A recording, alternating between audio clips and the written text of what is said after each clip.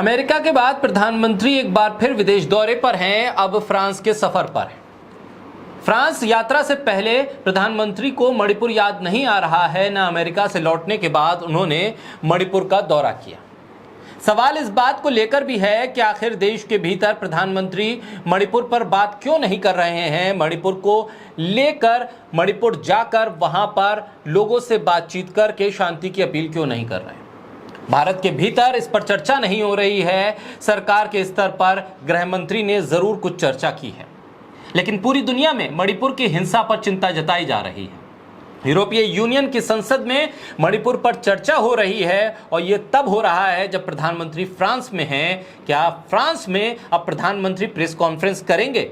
क्या बताएंगे कि आखिर मणिपुर पर वो चुप क्यों हैं, आखिर क्यों मणिपुर में हिंसा हो रही है, आखिर क्यों विदेश दौरे पर वो जा रहे हैं, मणिपुर वो नहीं जा रहे। आखिर क्या वजह है कि दुनिया जलते मणिपुर को तो देख रही है, उस पर बोल रही है, लेकिन प्रधानमंत्री मोदी खामोश है।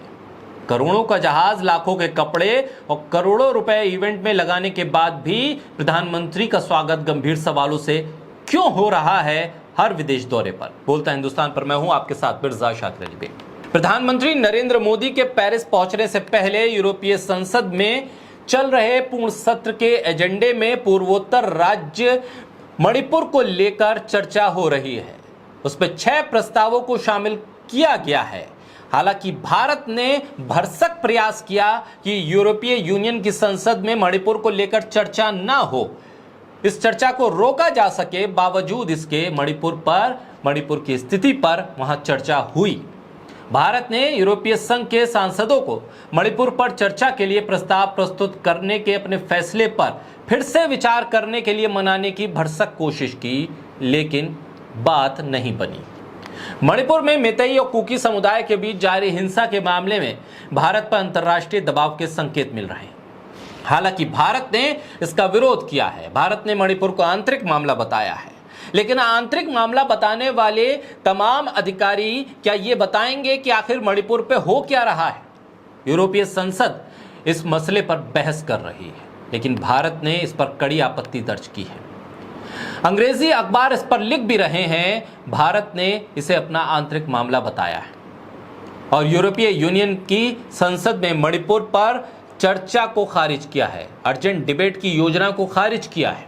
यूरोपीय संसद में इस पर हिंसा को लेकर चर्चा हुई। यूरोपीय यूनियन को भारत सरकार से बातचीत के निर्देश देने चाहिए। ये चर्चा में चीजें निकलकर सामने आई हैं।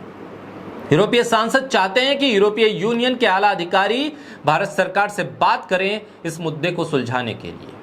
यूरोपीय पार्लियामेंट में मणिपुर के हालात पर मानवाधिकारों के हनन पर निंदा प्रस्ताव पास हुआ। फ्रांस की अदालत ने राफेल घोटाले और अनिल अंबानी को लेकर सख्त सवाल पूछे।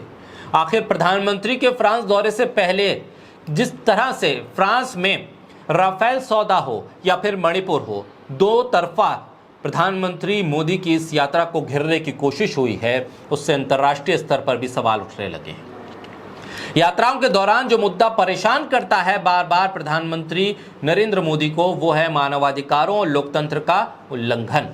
मणिपुर को लेकर यूरोपीय संसद में इसी पर बहस हो रही है और अर्जेंट बहस हो रही है। छोटे से पहाड़ी राज्य को तबाह और जला देने वाले 2 महीने की लंबी हिंसा से निपटने में मोदी सरकार की तीखी आलोचना हो रही है।